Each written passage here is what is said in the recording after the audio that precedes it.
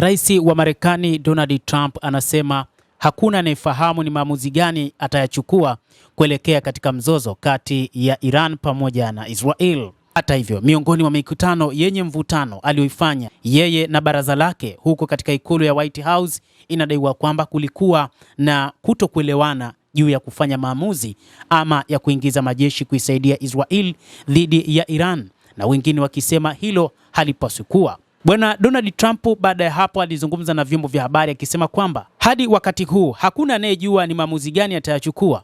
Anasema, ninaweza kufanya hivyo, labda nisifanye, Trump alisema katika kubadilishana mawazo na waandishi wa habari katika ikulu ya White House, huku kukiwa na uvumi unaokuwa kwamba Marekani inaweza kukaribia kuungana na Israel. Alisema Bwana Donald Trump kwamba namaanisha hakuna mtu anajua nitafanya nini, alisema Bwana Trump. Donald Trump, rais wa Marekani, aliongeza kuwa haijachelewa kwa Iran kuachana na mpango wake wa nyuklia, huku ikiendelea kupima ushiriki wa moja kwa moja wa Marekani katika operesheni za kijeshi za Israel zinazolenga na kuangamiza mpango wa nyuklia wa Tehran.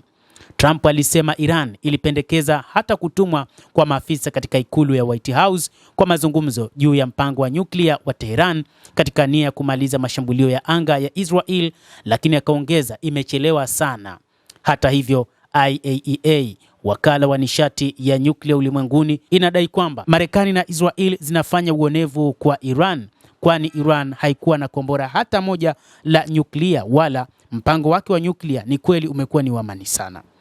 Wamependekeza waje ikulu. Unajua ni ujasiri, lakini ni kama sio rahisi kwao kufanya, anasema Bwana Donald Trump. Nilisema tumechelewa sana kuzungumza, tunaweza kukutana. Kuna tofauti kubwa kati ya sasa na wiki iliyopita, sawa?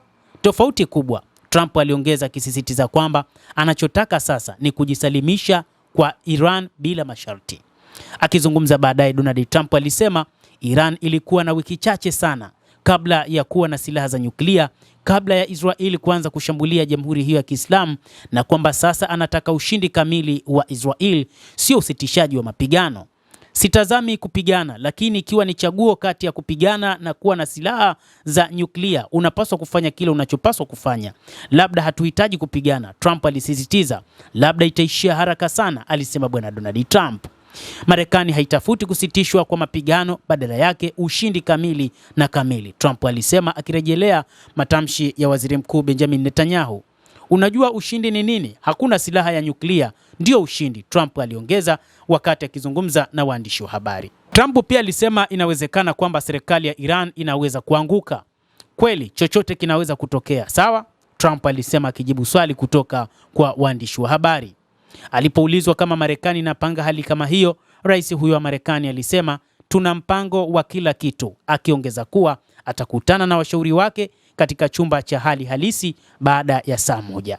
Israel siku ya Ijumaa ilizindua kampeni ya mashambulizi ya anga nchini Iran ili kukomesha mipango ya nyuklia ya makombora ya ballistic ya Jamhuri ya Kiislamu ya Iran, ambayo Yerusalem ilionyesha kama tishio linaloweza kutokea. Iran imejibu kwa makombora ya masafa marefu na ndege za kivita na kulenga maeneo mbalimbali ya kijeshi nchini Israel. Mtazamaji wa The World News, hayo ndio tuliokuwa nayo, lakini ni kusihi tu usisahau kulike, usisahau kucomment, kadhalika na kusubscribe channel yetu hii. Utakuwa ukipata habari hizi kwa mapana kupitia The World News. Naitwa Adam Hussein. Endelea kuwa nasi wakati wote, endelea kutufuatilia. Utaweza kuyajua mengi ya ulimwengu ambayo yanatokea sasa kupitia hapa The World News.